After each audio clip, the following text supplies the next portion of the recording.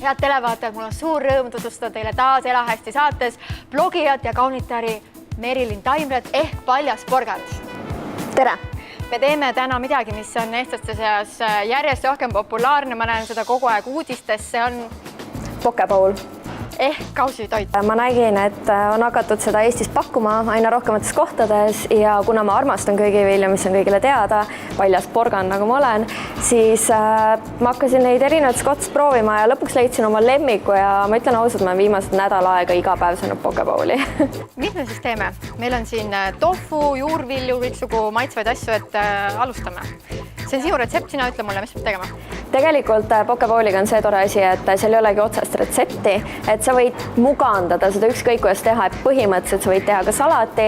Pokebowli on muidu tavapärane panna näiteks riisi, aga mina ei tarbi väga riisi üldse, teraviljatooteid, nii et meie teeme selle asemel suvikõrvitsa nuudlit, mis on selline kaalusõbralikum, ütleme nii, ja minu arvates ka palju mahlakam. Esiteks me röstime ära need kaks paprikat.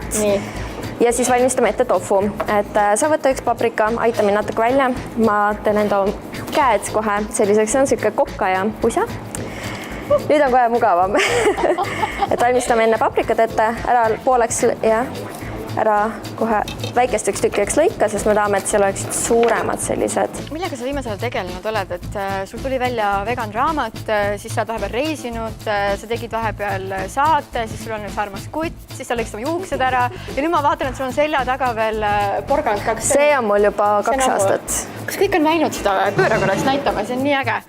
Siuke porgand on Merilinil siin. Väga kihvt. See tähendab seda, et ma olen tõesti porgand. Sa oled tõesti paljas porgand. See on nagu jah, väike triipkood mul kaela peal. Nüüd me paneme... Paprikatest rääkides paneme nad kaussi, kohe siis panni peale ja ahju, et kuskil 75–200 kraadi juures.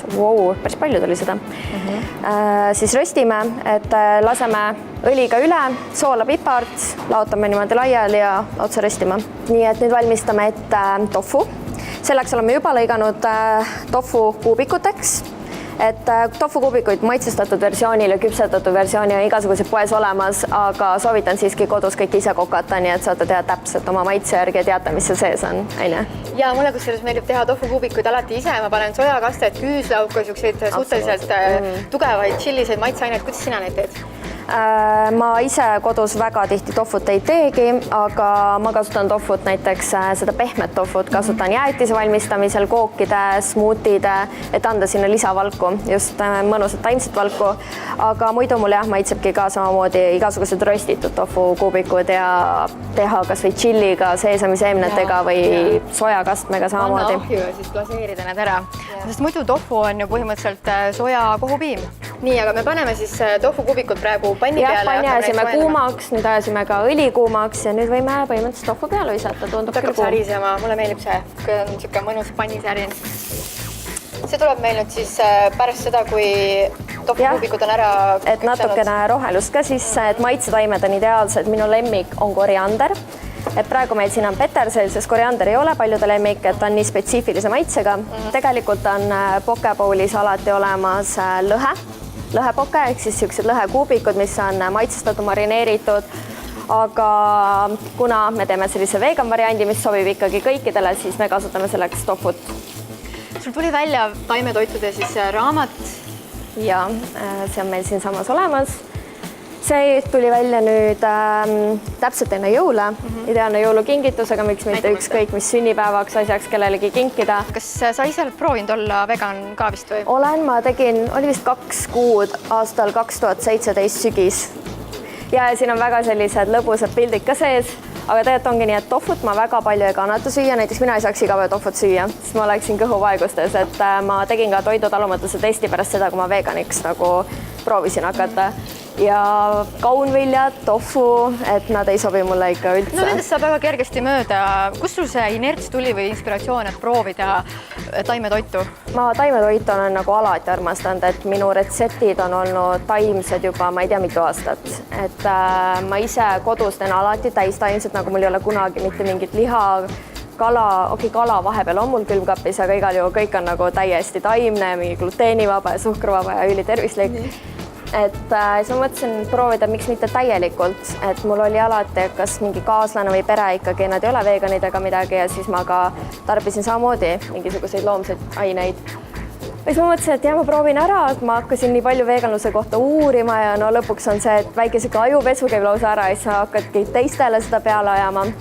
Igal juhul korra olin ma juba sihuke täiesti põhimõtteline vegan, aga see kestis 2 kuud, kuni ma tundsin, et mu kõht hakkab väga vastu sellele ja siis ma olengi jäänud selle juurde, et näiteks kala tarbin ma igapäevaselt, et lõhe on mu üks nagu lemmikuid valguallikaid, krevett armastan ka meeletult ja noh, mul ei ole seda, et appi seal on nüüd piimatoode kasutatud, ma kunagi seda suhu ei topi, et ma ei ole üldse selles mõttes ikkagi vegan. Laktoosi ja kaseiini vastu sul ei ole midagi praegu? Sul on talumatus? Kusjuures ma tegin selle laktoositesti ka, et ma arvan, et enamik inimesi tegelikult ei talu laktoosi täielikult, et pigem vist mitte, et tekitab ikkagi puhituste kaasa. Et mul ei ole ka mitte mingi probleemi, väike osa, ma ei tea, laktoosi kuskil ära tarbida, aga noh, ma ei eelista seda.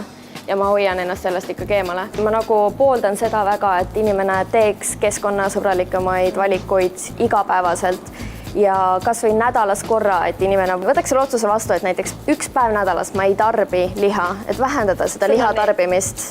Ja kõige ägedam on see, et ma ise õpin oma jälgijatelt kogu aeg, et vahepeal on nii, et ma ise ka ju ei tea kõike ja teen mingi valiku ja keegi kirjutab mulle, kas sa oled kursis sellega, et see valik näiteks viib selleni, et kas teadsid, et on olemas ka siuke variant, et äkki sa eelistad seda ja see on nagu palju toredam, siis ma mingi vau, et inimesed harivad mind ka kogu aeg nagu pidevalt. Me lisame sojakastet, et anda talle väikest sükest magusat alatooni, aga samas sojakast on väga hea ka soola asemel, ta on väga soolane. On olemas igasugused gluteenivabu soojakastme, kellel on gluteenitalumatus ja on olemas ka kookosaminod, mis on siis sojavaba soojakaste nii-öelda, et kookosbaasil siis tehtud. Ja niipea kui siin on tuli kinni, siis me segame natukene teriyakika sinna sisse ja sihuke mõnusa aasiapärase nii-öelda kastme tofule ümber. Ja pärast me segamegi need kõik kokku. Kas ma võin hakata juba tegelema sellega äkki siis? Jah, hakkame suvikõrvitsega tegelema ja kui sa hästi õrnalt tõmbad, siis tulevad siuksed peenemad ribad ja kui sa hästi tugevalt tõmbad, siis tulevad paksemad, nii et me tahame neid peenemaid pigem.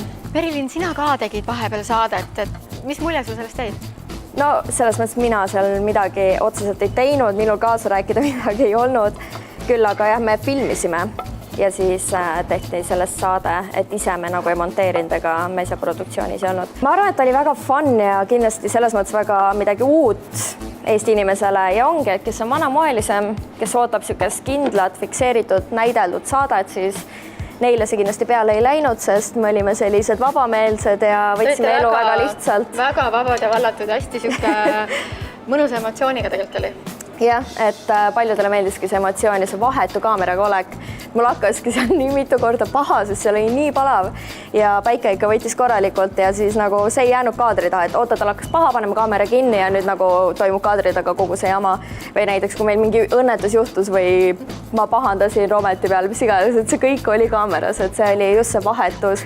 Ja inimesed ei ole tegelikult harjunud nägema seda teleekraani ja teleekraanil kõik on ju nii ilus ja kõik on nii nagu fabritseeritud, aga inimestele tegelikult paistab, et meeldib see fabritseeritud osa isegi rohkem. Nii, maitseme.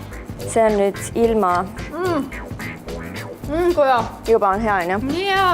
Natuke nagu halloumi juust minu arust. Nagu praejuustud, vaata. Võib olla kergelt juustuna, aga tal ei ole seda sugust lehma maitset. Jah, tal ei ole looma maitset juures, et selles mõttes, aga paneme natukene teriyakit ka ja siis segame läbi. Nüüd said valmis meie röstitud paprikad. Jah, imeilusad. Paneme kõrvale siis meie suvikõrvitsa ribasi. Teeme sellise ilusa kerakese sinna. Siis paneme röstitud paprikat korralikult. Merilin, sa kaunistasid selle nii ilusti ära. Nüüd järgmisena peaks siis tegema kastme vist, on ju? Ma pigem lisangi lihtsalt natuke tahiinit siia peale, natukene sidrunit ja niikuinii inimene selle kausi lõpuks segab kõik kokku. Mina vähemalt teen seda, nii et kõik need maitsed segunevad nii või naa. Nii et lisamegi siia spinati ja suvikõrvitsa peale rohkem seda, et nad tõmbaksid seda sisse. Et siin siis täiesti 100% naturaalne seesami pasta ehk siis tahiini. Ja meil läheb vaja ka avokaadot. Ennem me mõtlesime, et huvitav, kuidas me teame, et see hea avokaado on, siin on hästi hea nipp, eks ju, et sa võtad selle ülemise otsa, võtad ära. juba poes saab aru, kas on hea avokaado või mitte, et ta peab olema piisavalt niimoodi kergelt pehme, aga niipea, kui ta on natukene liiga pehme, siis ta on juba sihuke läinud avokaado ja kui see ots tuleb siit kergelt ära, siis ta on ideaalne, siis ta on küps. Pigem osta natukene kõvemaid avokaadosi ja jätta nad koju akna peale või külmkappi isegi nii-öelda valmima, kui see, et osta nagu selline avokaado, mis järgmiseks päevaks on sul läinud. Ja kui ta on hästi kõva, siis paned banaaniga kokku ja hommikul siis vaatad, et kui ta on siit roheline, siis ta on valmis ja ma näen, et meie oma on suurepärane, testime järgi, kas see vastab tõele. Ja ma lisan samal ajal siis sidrunit meile siia ka, et annaks natukene sellist happelisemat maitset. Nii tore. Nii. Palju me avokaadot paneme, eks paneme kõik ära? Ja siis paneme siia niimoodi. Ja kuna sina oled meil külas, siis me kindlasti kasutame ära porgandit ka. Nii, teen sulle ka kohe siit. Merilin, kui sa ei tegeleks blogimisega ja kui sa ei oleks praegu siin, kus sa oled, millised sellised teemad sind veel huvitavad, kes sa võiksid olla või mis ametit sa oleksid mõelnud, sa tahad pidada? Vau, no ma käisin tegelikult ju, õppisin juurat, et ma tahtsin väga advokaadiks saada, aga ma ei ole kontoriinimene ja mul ei sobi kellegi teise nimel töötamine. Ja ma arvan, et seal oleks olnud nii palju nagu seda raskust, millest läbi tulla. Esiteks see õppeperiood on nii pikk ja ma olen natukene selline kannatamatu inimene, ma pean kõike kohe saama. Selles mõttes on see mind kindlasti väga kaugele viinud, aga kindlasti paljud asjad mu eludelt ka kõrvaldanud, et kõik ei saa kohe. Et ma arvan, et ma oleksin tegelenud, äkki õppinud siis lõpuni, teinud selle paberi endale ära ja vaadanud, kas minust saab advokaat või mitte, aga tegelikult mulle meeldib väga ka fotograafia ja... Jaa, ma kujutan ette, sa võiksid olla hästi kihvt, siuke armas, naiselik, hõljuv, kaunis fotograaf, kes teeb mingid loovpilte ja...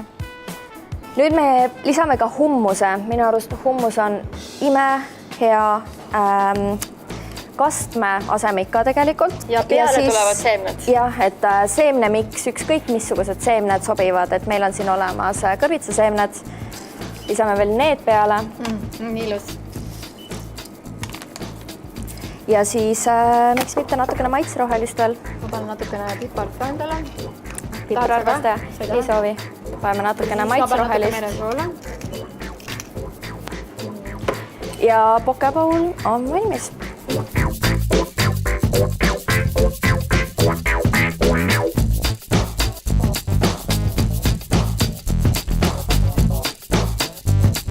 Nii, aga proovi ära. Proovime. Teriyaki annab nii palju juurde. Kergelt magus. Krõmpsu ei ole. On siuke pehme vetru. On tunda seda panni krõbedust siin peal. Panni põhja. Panni põhja on tunda. Kõrbes ära. Nii, ja siis proovime seda. Ja tegelikult seda võibki kas siis nagu hästi laiali segada või siis süüa ositi. Roheline ja hummus koos seemnetega on hästi hea. Siit Taimede restoranis Bliss me paneme nüüd kaamerad kinni ja lõpetame ja jätame teile selle hea retsepti. Aitäh, Merilin, et sa tulid meie saatesse taas kord, tegime maitsvat toitu.